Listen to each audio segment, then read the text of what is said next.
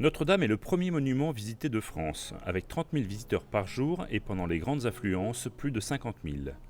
Mais la cathédrale ne leur dévoile pas tous ses secrets. Aujourd'hui, Paris.fr vous fait découvrir la porte Saint-Étienne. Alors ici, nous sommes dans un des endroits, je dirais, les plus charmants, les plus beaux de Notre-Dame de Paris. Un endroit que malheureusement, les touristes dans le parcours habituel de leur visite de la cathédrale ne voient pas. On ne peut l'apercevoir que du petit jardin qui est autour, de loin, et la plupart des gens d'ailleurs, on le voit ici, ne s'arrêtent pas pour regarder ce petit joyau de Notre-Dame. Et là, nous avons un portail qui est dédié à Saint-Étienne, premier martyr.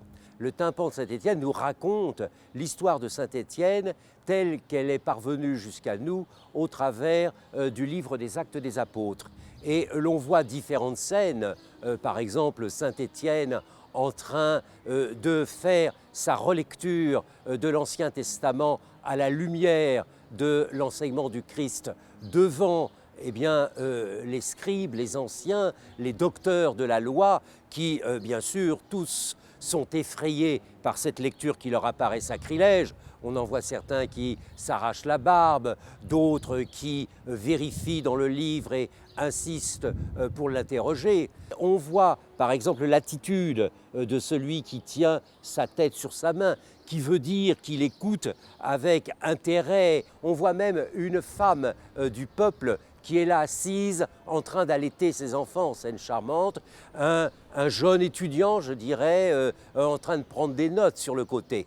Ensuite, Étienne est arrêté et il est déféré devant le procurateur. Et le procurateur, on le voit à la position de la jambe, il interroge, si vous voulez, seulement, n'est-ce pas, dans l'intérêt contre Étienne.